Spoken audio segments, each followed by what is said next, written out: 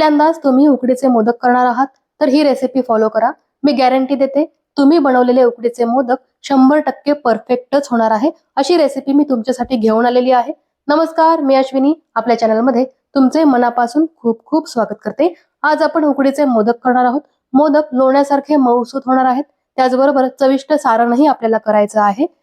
साहित्यांचं योग्य प्रमाण त्याचबरोबर योग्य कृती यामुळे मोदक अगदी परफेक्ट होतात। तुम्ही हा व्हिडिओ संपूर्ण बघा आणि हो व्हिडिओ आवडला तर लाईक करा, शेअरही करा आणि चॅनलवरती नवीन असाल तर जरूर सबस्क्राईब करा। चला तर मग रेसिपी सुरू करूया। मोदक बनवण्यासाठी सारण लागणार आहे आपल्याला। यासाठी मी एक नारळ घेतला, तो फोडून घेतला, खोबऱ्याचे काप केले आणि ते मिक्सर मध्ये आता बारीक करून घेणार आहे। नारळाचा किस करण्यासाठी तुम्ही खोबरं खवून घेऊ शकता किंवा किसूनही घेऊ शकता। मी मिक्सरच्या भांड्यामध्ये बारीक करून घेणार आहे। यासाठी खोबऱ्याचे काप मिक्सरच्या भांड्यामध्ये टाकले आणि बघा अशा पद्धतीने खोबरं मी बारीक करून घेतलेलं आहे। खोबऱ्याचे मोठे मोठे तुकडे नाही राहायला पाहिजे, म्हणून आहे ना आपण चमच्याने एकसारखं हलवत खोबऱ्याचा अगदी व्यवस्थित किस करायचा आहे। तुम्ही बघू शकता एकसारखा किस केलेला आहे। आता हा आपण एका वाटीमध्ये काढून घेऊया, कारण आपल्याला गूळ टाकायचा आहे याच्यामध्ये, तर आपल्याला खोबरं हे मोजून घ्यायचं आहे। सारण करताना आपण एक वाटी सेट करायची आहे। ज्या वाटीत आपण खोबऱ्याचा किस घेतलेला आहे त्याच वाटीने आपण अर्धा वाटी गूळ घेणार आहोत। यासाठी मी गूळ चिरून घेते आहे। इथे मी काळा गूळ वापरलेला आहे। मागचा जो व्हिडिओ मी टाकला ना मोदकांच्या रेसिपीचा, त्याच्यात आपण पिवळा गूळ वापरलेला आहे आणि आज मी काळा गूळ वापरते आहे। दोन्हीचीही चव अगदी वेगळी वेगळी लागते। तुम्ही दोन्हीपैकी कोणताही गूळ वापरू शकता। आता मोदक करतोय तर तो गोडच असायला हवा, म्हणून ना हे प्रमाण अगदी परफेक्ट आहे। परफेक्ट गोड होतात या प्रमाणाने। पण तुम्हाला जर कमी गोड मोदक खायचे असतील ना तर तुम्ही गुळाचं प्रमाण थोडंसं कमी करा, पण गुळाचं प्रमाण वाढवू नका, कारण हे अगदी छान गोड होतात। याच्यापेक्षा जास्त गुळ टाकला तर मोदक खूपच गोड होतील। त्यामुळे ना एक वाटी खोबरं असेल तर अर्धी वाटी गुळ हे अगदी परफेक्ट गोडाचं प्रमाण आहे। मोदक सारण बनवण्यासाठी आपण गुळ आणि खोबरं हे तयार करून घेतलेलं आहे। जेवढं खोबरं आहे त्याच्या अर्धा प्रमाणात गुळ घेतलेला आहे। ज्या वाटीमध्ये खोबरं ठेवलं आहे ना ती वाटी मोठी आहे आणि गुळाची वाटी थोडीशी लहान आहे। तुम्हाला समप्रमाण दिसत असेल पण तसं नाहीये। जेवढं खोबरं आहे त्याच्या अर्धा प्रमाणात आपण गुळ घेतलेला आहे। चला तर मग आता सारण तयार करून घेऊया। सारण तयार करण्यासाठी कढईमध्ये आपण चमचाभर तूप टाकूया।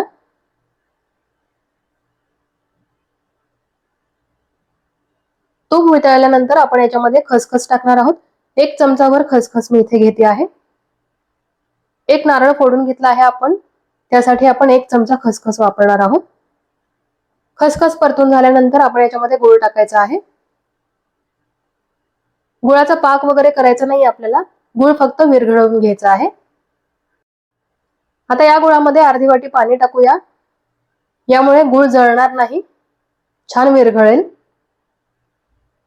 हा काळा गूळ आहे तो लगेचच जळतो, म्हणून आपण याच्यामध्ये पाणी टाकलेलं आहे। कोणताही गूळ वापरा, तो गरम केला त्याला चटका लागला की तो लगेचच काळा होतो आणि त्याची चव बदलते। म्हणून आपण गुळामध्ये ना लगेचच थोडंसं पाणी टाकायचं आणि गूळ विरघळवून घ्यायचा।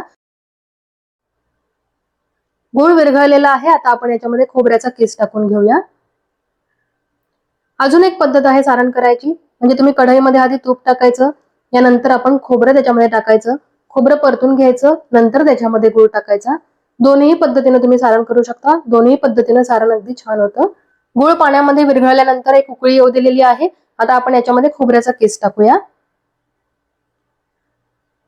आणि हे पाणी आटेपर्यंत आपण हा खोबऱ्याचा किस परतून घेऊया, म्हणजे तो छान शिजेल।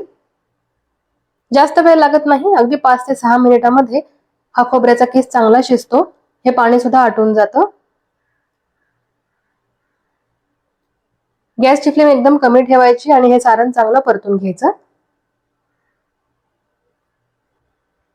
ओलं खोबरं परतताना त्याला सुद्धा दूध सुटतं स्वतःचं, आणि त्याचबरोबर आपण थोडंसं पाणीही टाकलेलं आहे। त्यामुळे आपण थोडंसंच पाणी टाकलं, कारण ओल्या खोबऱ्याला सुद्धा पाणी सुटतं। त्यामुळे आपण अगदी थोडंसं म्हणजे अर्धी वाटी पाणी फक्त टाकलं होतं गूळ विरघळताना। मोदकचं सारण आहे ना अतिशय छान शिजून घ्यायचं, त्यामुळे मोदक खाताना खूप छान लागतो। नाहीतर बऱ्याच वेळा काय होतं, तुम्हालाही अनुभव आला असेल, मोदक खाऊन झाल्यानंतर खोबरं हे तोंडामध्येच राहतं। तसं होऊ नये म्हणून काय करायचं, मोदकचं सारण अगदी छान शिजून घ्यायचं, म्हणजे ते मोदकाबरोबर खाल्लं जातं। आता मी विलायची कुटून याच्यामध्ये टाकलेली आहे, तीही छान मिक्स करूया। आणि मोदकचं सारण आता बघा कोरडं व्हायला लागलेलं आहे, तयार होत आलेलं आहे।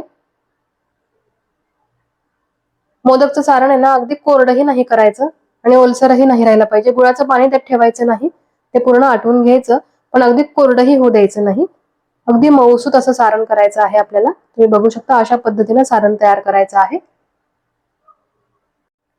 मी तर काय करते, सारणातलं पाणी असं आटत आलं ना की असं चमचा ठेवायचा वरती. चमचा पडला नाही की समजून घ्यायचं की सारण हे परफेक्ट शिजलेलं आहे. म्हणजे पुरणपोळी करताना पुरणासाठी आपण जी ट्रिक वापरतो ना, तीच मी इथे सुद्धा वापरते. बघितले ना तुम्ही, सारण कोरडं झाल्यानंतर मी चमचा उभा ठेवला आणि तो अजिबात पडला नाही. याचा अर्थ सारण अगदी छान शिजलेलं आहे. तुम्ही सुद्धा ही ट्रिक नक्की वापरा. पण हो, चमचा अगदीच मोठा, जड, उंच घ्यायचा नाही. छोटा चमचा घ्यायचा. थोडंसं सारण असेल तर छोटा चमचा घ्यायचा, जास्त सारण असेल तर मोठा चमचा घ्यायचा आणि तो उभा ठेवायचा. चमचा पडला नाही याचा अर्थ सारण शिजलेलं आहे. आता गॅस बंद करून हे सारण मी थंड होऊ देणार आहे. आणि याच्यावरती झाकण वगैरे ठेवायचं नाही. तुम्ही जर गरम गरम सारणावरती झाकण ठेवलं तर त्याला पाणी सुटतं आणि त्याची चवही बदलते. त्यामुळे याच्यावरती झाकण नाही ठेवायचं, हे आपल्याला असंच थंड करून घ्यायचं आहे. आणि बघा, सारण किती मस्त झालेलं आहे, कलरही सुंदर आलेला आहे आणि इतकं चविष्ट होतं ना हे सारण. सारण तयार झालेलं आहे. आता आपण तांदळाच्या पिठाची उकड काढूया. यासाठी पातेल्यामध्ये मी 1 वाटी पाणी टाकलेलं आहे. याच्यामध्ये अर्धा चमचा तूप टाकायचं आहे. त्याचबरोबर चिमूटभर मीठही टाकायचं आहे. मीठ जास्त टाकायचं नाही, अगदी थोडंसं टाकायचं आहे. आणि या पाण्याला चांगली उकळी येऊ द्यायची आहे. पाण्याला उकळी आल्यानंतरच आपण त्याच्यामध्ये तांदळाची पिठी टाकायची आहे. पाण्याला चांगली उकळी आलेली आहे. आता मी गॅस कमी केलेला आहे. गॅस कमी करून आपण याच्यामध्ये तांदळाची पिठी टाकायची आहे. आता तांदळाची पिठी मी 1 वाटी टाकते आहे. 1 वाटी पाणी आपण उकळायला ठेवलं होतं, त्याच्यामध्ये 1 वाटी तांदळाची पिठी टाकलेली आहे. पीठ आणि पाणी आपण समप्रमाणामध्ये घ्यायचं आहे. नंतर पीठ मळताना तुम्ही थोडं थोडं कोमट पाणी त्याला लावू शकता, पण सुरुवातीला आपण पाणी थोडंच घेणार आहोत. त्यात पण आहे ना, तांदळाचे वेगवेगळे प्रकार असतात. प्रत्येक तांदळाला कमी जास्त असं पाणी लागतं. तुम्ही जर बासमती तांदळाचे मोदक करणार असाल तर त्याला आहे ना कमी पाणी लागतं. आणि जर आंबेमोहर तांदळाचे मोदक करणार आहात तर त्याला थोडंसं जास्त पाणी लागतं. त्यावेळेस आपण 1.5 वाटी पाणी घ्यायचं, जेव्हा तुम्ही आंबेमोहर तांदळाचे मोदक करणार असाल तेव्हा.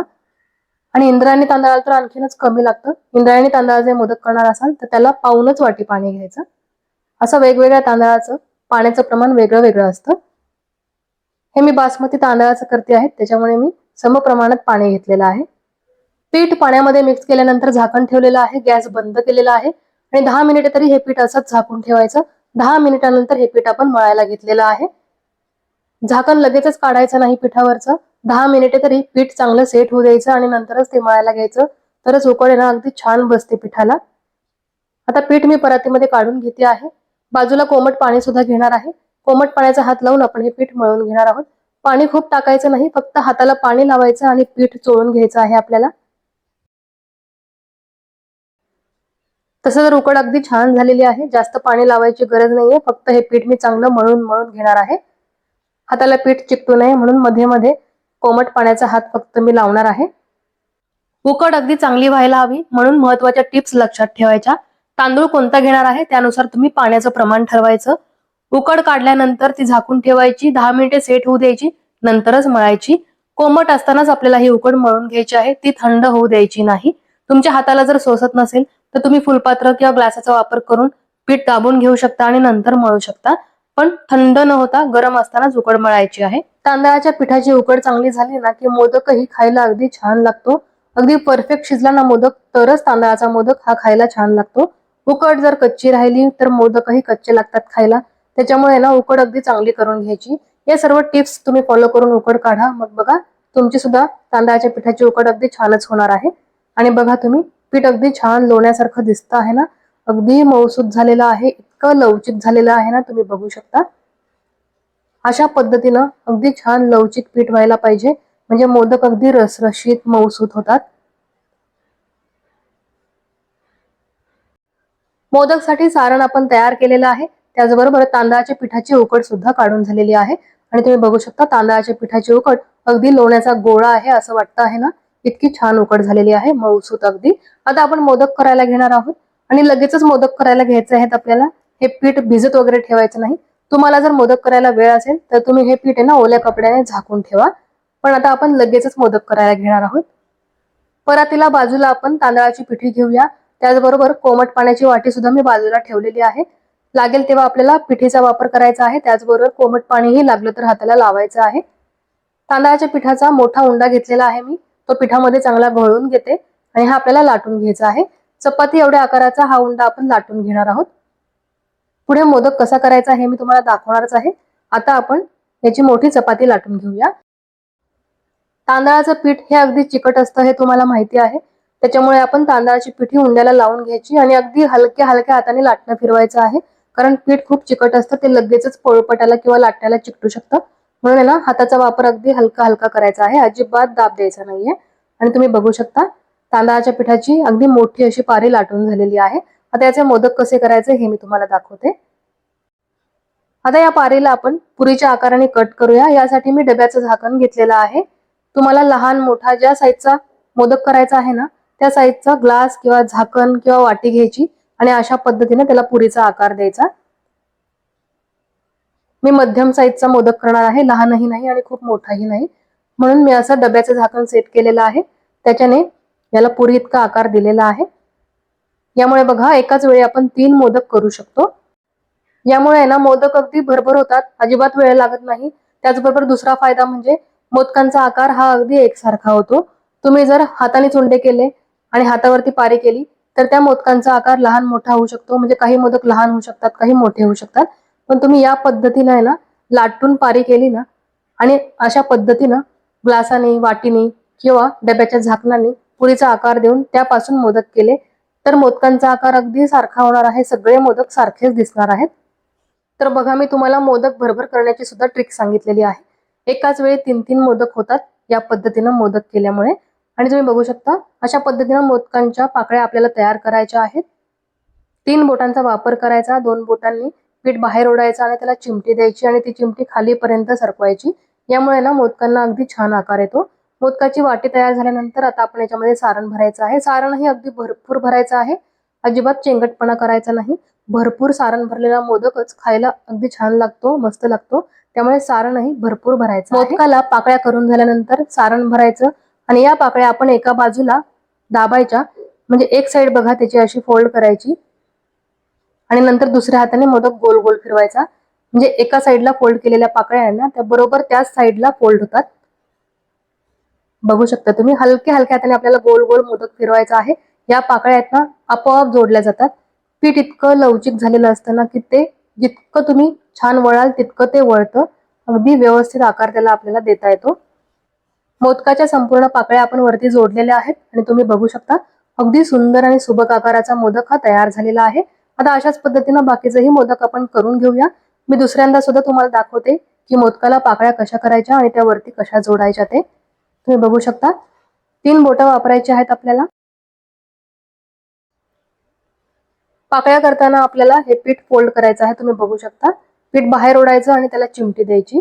बोटांना पीठ चिकटत असेल तर मध्ये मध्ये तुम्ही तांदळाची पिठी हाताला लावू शकता. यामुळे पीठ हाताला चिकटणार नाही आणि पाकळ्या अगदी व्यवस्थित होतील.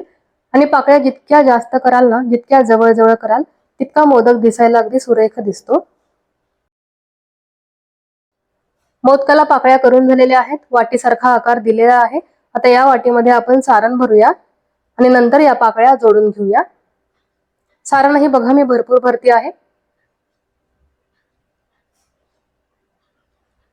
आता एका साइडला या पाकळ्या वळवूया आणि दुसऱ्या हाताने मोदक गोल गोल फिरूया. म्हणजे या पाकळ्या आहे ना एका साइडलाच बरोबर वळल्या जातील. बघा तुम्ही अगदी हलक्या हलक्या हाताने आपल्याला हे पीठ वरती ओढायचं आहे. सगळ्या पाकळ्या ना वरती आपोआप जोडल्या जातात आणि सुंदर आकार येतो मोदकांना. आता याच पद्धतीने मी बाकीचेही सर्व मोदक करून घेणार आहे. मोठीच्या मोठी पारी लाटायची. त्यापासून आपण 2 ते 3 पुऱ्या करायच्या. 4ही करू शकतो आणि एका मागोमाग मोदक करायचे. म्हणजे मोदक अगदी भरभर होतात. किती छान ट्रिक सांगितली आहे ना मी. तर तुम्ही सुद्धा या पद्धतीने नक्की मोदक करून बघा. आता मी सर्व मोदक करणार आहे. 11 मोदक मी केलेले आहेत. 11 मोदकांचा नैवेद्य आपल्याला दाखवायचा आहे. तुम्हाला जर 21 मोदक करायचे असतील तर त्यासाठी किती साहित्य लागणार आहे हे मी तुम्हाला पुढे व्हिडिओमध्ये सांगतेच. आता आपण सर्व मोदक करून घेतलेले आहेत. ते आपण उकडायला ठेवूया. त्यासाठी पातेल्यामध्ये पाणी टाकलं, त्याच्यावरती चाळण ठेवली. चाळणीवरती मी केळीचं पान ठेवलेलं आहे आणि आता याच्यावरती आपण मोदक ठेवूया. मोदक हा पाण्यामध्ये भिजवून ठेवणार आहे मी. इथे मी केळीचं पान ठेवलेलं आहे चाळणीमध्ये, म्हणून आपण पाण्यामध्ये बुडून मोदक ठेवणार आहोत. तुम्ही जर केळीचं पान ठेवणार नसाल, असंच जर तुम्ही मोदक उकडणार असाल तर पाण्यामध्ये भिजवायची गरज नाहीये. कारण पाण्याची वाफ चाळणीमधून मोदकांना लागणार आहे. पण मी खाली केळीचं पान ठेवलेलं आहे त्याच्यामुळे पाण्यात बुडून मोदक ठेवणार आहे. पाण्यात बुडून मोदक ठेवल्याने तो अगदी मऊसूत होतो, छान शिजला जातो. त्याच्यामुळे ना पाण्यात बुडून आपण मोदक उकडायला ठेवायचा आहे. सर्व मोदक चाळणीमध्ये ठेवून झाल्यानंतर आता आपण केसर लावून घेऊया याला. केसर मी आधीच पाण्यामध्ये भिजत ठेवलं होतं. एकेका मोदकाला एक एक केशराची काडी लावणार आहे मी. केसर लावलं ना तर मोदक दिसायला अगदी सुंदर दिसतो. केसर असेल तर लावा, नाही लावलं तरीही चालेल. केसर सगळ्या मोदकाला लावून झाल्यानंतर मी केसरचं जे पाणी आहे ना ते सुद्धा मोदकवरती टाकणार आहे. जास्त नाहीये, एक एक थेंब फक्त पाणी आपण प्रत्येक मोदकावर टाकणार आहोत. याने मोदकाची चव अगदी छान होणार आहे. बघा, अगदी एक एकच थेंब पाणी प्रत्येक मोदकावरती मी टाकते आहे, कारण हे पाणी वाया जायला नको. आपण याच्यामध्ये केसर भिजवलं होतं. आणि प्रत्येक मोदकाला एक एक केसराची काडी लावून झालेली आहे. आता आपण याच्यावरती झाकण ठेवूया आणि 25 मिनिटे हे मोदक शिजवून घेऊया. 25 मिनिटे झालेली आहेत. मोदक आता आपण बघूया शिजला आहे का ते. झाकण काढूया आणि तुम्ही बघू शकता मोदक थोडे फुलले सुद्धा आहेत. आणि आपण हात लावून बघायचं, पीठ हाताला चिकट नाही लागलं ना की समजायचं मोदक हे शिजलेले आहेत. 25 ते 30 मिनिटांमध्ये मोदक अगदी छान शिजतात. आणि बघा किती सुंदर झालेले आहेत. आकारही छान आलेला आहे, अगदी फुलासारखे दिसतात. कलरही इतका सुंदर आलेला आहे ना, पांढरा शुभ्र, त्याचबरोबर केसराचाही कलर मिक्स झालेला आहे. त्यामुळे अतिशय सुबक असे हे मोदक दिसतात. तर आपले हे उकडीचे मोदक तयार झालेले आहेत आणि तुम्ही बघताय ना अगदी छान लोण्यासारखे मऊसूत मोदक झालेले आहेत. त्याचबरोबर पांढरे शुभ्र आणि फुलांसारखा आकार आलेला आहे. अगदी सुंदर सुबक आकाराचे मऊसूत मोदक कसे तयार करायचे हे मी तुम्हाला दाखवलेले आहे. तुम्ही सुद्धा या रेसिपी प्रमाणे हे मोदक बनवा. मग बघा तुम्ही बनवलेले मोदक सुद्धा अगदी परफेक्टच होणार आहेत. आणि एक नारळाचं सारण त्याचबरोबर एक वाटी पिठापासून आपण 15 तरी मोदक करू शकतो. भरपूर सारण भरलेले 15 मोदक. तुम्ही 11 मोदक दाखवू शकता नैवेद्यासाठी. जर तुम्हाला 21 मोदक करायचे असतील तर तुम्हाला 2 नारळाचं सारण करावं लागेल. त्याचबरोबर 2 वाटी भरून पीठ घ्यावं लागेल. त्याचे मोदक 21 होतील. आणि बघताय ना मोदक किती मऊसूत झालेला आहे. आणि आतमध्ये सारणही बघा, अगदी भरपूर सारण आपण भरलं होतं तरीही मोदक फुटला नाहीये आणि अगदी सॉफ्ट झालेला आहे. तर तुम्ही सुद्धा या पद्धतीनं मोदक नक्की बनवा. आणि ही रेसिपी आवडली असेल तर व्हिडिओला लाईक करायला विसरू नका, शेअरही करा, जास्तीत जास्त मित्रमंडळींना शेअर करा. आणि हो, चॅनलला सबस्क्राईब करायला विसरू नका. अशीच मस्त रेसिपी घेऊन मी पुन्हा येणार आहे. धन्यवाद.